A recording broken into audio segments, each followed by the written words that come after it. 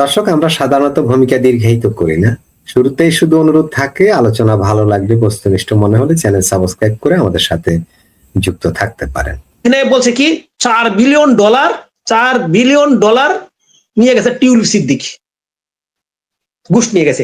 এটার জন্য আপনার সে মামলাও করছে, তদন্ত হয়েছে। আচ্ছা, করার এটা কোনো ইয়া পায় নাই, হদিস পায় নাই। এখন হদিস মানে কি, আপনার রাশিয়া থেকে তখন কিন্তু প্রতিবাদ করছে, ডাইরেক্ট রাশিয়ার সরকার থেকে ডাইরেক্ট প্রতিবাদ করছে যে রুসাটম বাংলা রাশিয়ার একটা সরকারি প্রতিষ্ঠান, এখানে দুর্নীতি হওয়ার কোনো সুযোগই নেই। এবং আজকে যখন এই রূপপুরের উদ্বোধনী ইয়াতে ফের রুশ রাষ্ট্রদূত বললো যে এখানে যে শেখ হাসিনার নামে যে দুর্নীতির কথা, এটা যাহা মিথ্যা এবং ভিত্তিহীন। এখন আসলে কি ওরা আসলে কি দেন, ওই একটা কথাই বলতে পারতেছে এখন সহজভাবে পাচার করছে, কত টাকা কে কোথায় পাচার করছে সেটার তথ্য কিন্তু এখন দিতে পারতেছে না। হ্যাঁ, আমি তো আগে বলছি আপনাদের এই ইয়াতে বলছি, পাচার সারা জীবনই হয়েছে। আওয়ামী লীগ বিএনপির 2001 সালে কি 2000 সাল পর্যন্ত টাকা পাচার হয় নাই? টাকা পাচার হয়েছে। টাকা পাচার করে একটা ছোট একটা গোষ্ঠী।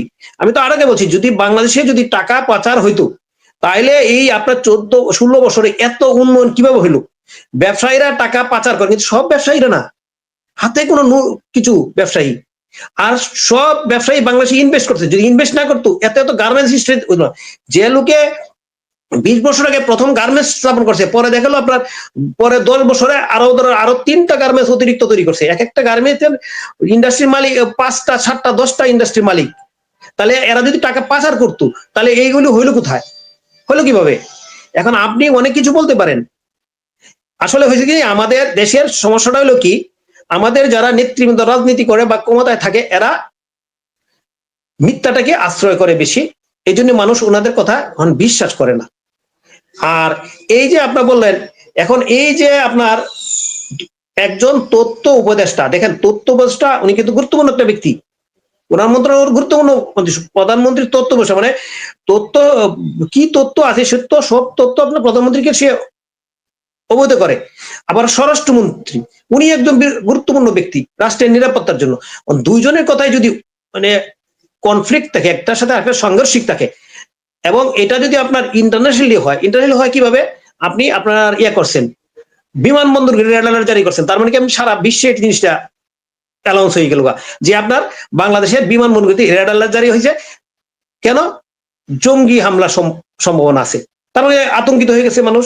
এখন এইগুলি যদি করা হয়, আপনি যে বলছেন যে 1 কোটি লোকের চাকরি দিবেন 5 বছরে, নতুন 400 গার্মেন্টস যে বন্ধ হয়ে রইল সেইগুলি তো চালু করার কোনো ব্যবস্থাই নাই। আপনি 1 কোটি লোকের চাকরি দিবেন, যে 30 লক্ষ লোকের চাকরি হারা গেছে সেটাই তো ফেরত দিতে পারতেছেন না। এখন নতুন করে ইনভেস্ট আপনি করতেছেন।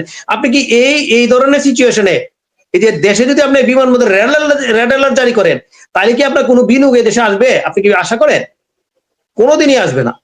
আপনি দেখেন, আমরা অপেক্ষা করি, আমরা তো সরকারের সমালোচনা করতেছি, আমরা ওনাদের কথাটাকে আমরা একই মন্ত্রণালয়ে এই সরকারের মন্ত্রী পরিষদ 2 জন মন্ত্রী যদি একজনের কথা আরেকজনের সাথে সাংঘর্ষিক হয় তাহলে আমরা কি বলবো? আমরা তো শুধু আলোচনা করতে পারবো। তো এরকম যদি হয় তাহলে তো আপনার এটাকে দেশের ভবিষ্যৎ কোন দিকে যাবে বলেন আপনি? এই রেড অ্যালার্ট যদি আমি জাহিদ সাহেবেরটা যদি সত্যি কথা বলি, তাহলে এই রেড অ্যালার্ট যে দেওয়া হলো এটা আপনার ইন্টারন্যাশনালি এটাকে আমাদের দেশে একটু প্রভাব পড়বে না? আপনি বিনিয়োগকারী কি এখানে সহজে আসতে যাবে? এমনি তো আপনার গত 18 মাস মানে 18 মাস দেশে আপনার একটা মানে চরম বিশৃঙ্খলা হয়েছিল, যে কারণে মানুষ 1 টাকার বিনিয়োগ বিদেশ থেকে আসে নাই, দেশীয় কোনো বিনিয়োগ হয় নাই। মানে ইন্ডাস্ট্রিওয়ালায় যেসব ইন্ডাস্ট্রি আছে তারা নতুন করে কোনো বিনিয়োগ করে নাই, 1 টাকাও বিনিয়োগ করে নাই, কোনো বিনিয়োগই হয় নাই দেশে। তাহলে এইটা যদি এই ধারাবাহিকতা যদি চলে, তাহলে আপনি যতক্ষণ পর্যন্ত আপনার সুশৃঙ্খল অবস্থায় ফিরে না আসবে। আরেকটা জানেন, যেহেতু আপনার 50% জনগণের সমর্থনে যে দল, সেই দলকে রেখে একটা নির্বাচন হয়েছে, বিদেশি ইনভেস্টররা আপনার অপেক্ষা করবে যে দেশে নতুন করে কোনো বিশৃঙ্খলা হয় কি না। কারণ আওয়ামী লীগের আপনি নিষিদ্ধ করে রাখছেন, যে দেশে যে দল আপনার এই দেশের স্বাধীনতার নেতৃত্ব দিছে সেই দলকে নিষিদ্ধ করে 50% জনগণের সমর্থনের দলকে আপনি নিষিদ্ধ করে দেশ ওরা কি আগায় নিয়ে যাইতে পারে কিনা ভালো মতে সুশৃঙ্খল ভাবে, সেটা কিন্তু বিদেশিরা দেখে কিন্তু ইনভেস্ট আসবে, অত সহজে ইনভেস্ট আসবে না। ওনারা মুখে যতই বলুক না কেন আমরা তো সামনে দেখবোই। আমরা সামনে দেখবো, দেখবেন, আমি তো অগ্রিম বলে দিচ্ছি, ইনভেস্ট ওনারা পাবে না, ইনভেস্ট করবে না, বিদেশের করে ইনভেস্ট করবে না, এই অবস্থায় চললে আমি ইনভেস্ট করবে না, সুতরাং কর্মসংস্থান হবে না। ফরিদ ভাই যেটা বললো, দেশে একটা কথা, এটা আমার বলা ঠিক না, ফরিদ ভাই বলছেন, এই যে আগে বলছেন যে ওই যে পাকিস্তান দাঁড়িয়েছে, যদি আপনি দেশ চালাইতে যান, পাকিস্তান দ্বারাই যদি আপনার দেশ এর নেতৃত্ব দেন, তাইলে আপনার এই দেশ আগায়া যাবে না। একটা কথা মনে রাখবেন, পাকিস্তান সরকার যেভাবে চলে, যাদের নেতৃত্বে চলে, পাকিস্তান সরকার কাদের নেতৃত্বে চলে আপনারা ভালো করে বুঝেন, ভালো করে বুঝেন। পাকিস্তানের স্বাধীনতার পরে থেকেই আজকে হয়তো অনেকে দুঃখ করে পড়ে, অনেকে কষ্ট পায়, দেশ দুই ভাগে ভাগ হয়েছে, আমাদের দেশ বাংলাদেশ হয়েছে, পূর্ব পাকিস্তান পশ্চিম পাকিস্তান ছিল। কেন হয়েছিল এটা কারণ কি? এটা তো আপনি আগেই ওই সময় হইতে পারতো, 1947 হইতে পারতো, ওই সময় হয় না কেন? ভাগ করে আলাদা বাংলাদেশ হয় না কেন? কেন হয়েছে? নিপীড়নের কারণে হয় নাই। উন্নয়নমূলক নিপীড়ন, সামাজিক নিপীড়ন, মানসিক নিপীড়ন, সব দিক দিয়ে বাঙালিকে নিপীড়ন করছে, দেশ ইয়া হয়েছে। কেন হয়েছে? ওই যে ভুল রাজনৈতিক পলিসি, ভুল রাজনৈতিক পলিসি কারা চালায়? এটা পাকিস্তান কারা জন্মের পর থেকে কারা নেতৃত্ব দিতেছে? নেতৃত্ব মানে পিছন থেকে কারা ইয়া করে আপনার ওই চালায় পিছন থেকে। আপনি দেখতেছেন মাসুদ ভাই, আপনি হলো হোস্ট, আপনার হলো চ্যানেল, কিন্তু আপনি কোনো বকবক করতেছেন, ফরিদ ভাই আমি, আপনি কিন্তু চুপচাপ বসে রয়েছেন। আপনি এক প্রশ্ন করেন সহজে করে চুপচাপ বসে থাকেন, মানে আপনার কোনো দোষ নাই। আপনি হলো কি বলে এটারে পিসা, আপনার কোনো দোষই নাই। দোষ হলো সব হলো ফরিদ ভাই আর আমার। ওই লোক, ওই ধরনের যদি আপনার নেতৃত্ব যদি বাংলাদেশে প্রতিষ্ঠিত হয়, তাহলে আপনি বিনিয়োগ আশা করেন? আপনি প্রশ্নই ওঠে না। আর একটা কথা আমি বলে দিই আপনার, আমি অনেক আগে এই কথা বলছেন, ইউনিট সরকার বলছিলাম যে ভারতের সাথে নিয়ে ইয়ে করে, তো শুনেন, ভারত হলো ঠান্ডা মাথার মনে করেন যে বিচ্ছু বলবো আমি, বিচ্ছু, ঠান্ডা মাথার বিচ্ছু। আপনি ভারতের বিরোধিতা করে আগাবেন, এমন এমন কাজ করবে, এমন সুতা কেটে রেখে আসবে।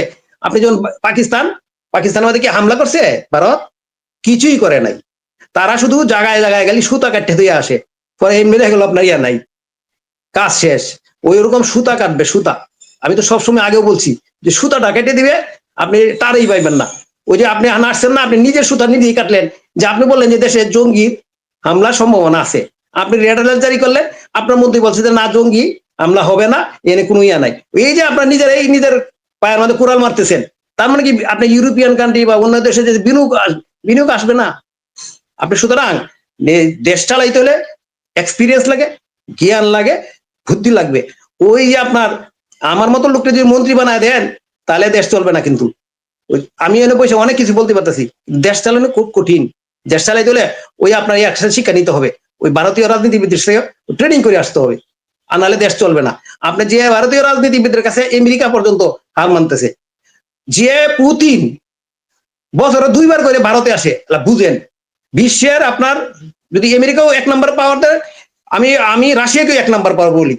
রাশিয়ার বিরুদ্ধে ইয়া দিতে পারে, নিষেধাজ্ঞা টিকে দেয়। নিষেধাজ্ঞা কেন দিতে পারে? ইউরোপের সাথে সম্পর্ক আছে থেকে। ইউরোপে আরো 32-33টা কান্ট্রি, এরকম টোটাল মিলে 50-60টা 50-55টা কান্ট্রি আছে ওদের আমেরিকার বলয়ে, সেই জন্য সহজে রাশিয়ার বিরুদ্ধে নিষেধাজ্ঞা দিতে পারে। কিন্তু রাশিয়ার সাথে যুদ্ধ করার মতো সাহস আমেরিকার নাই।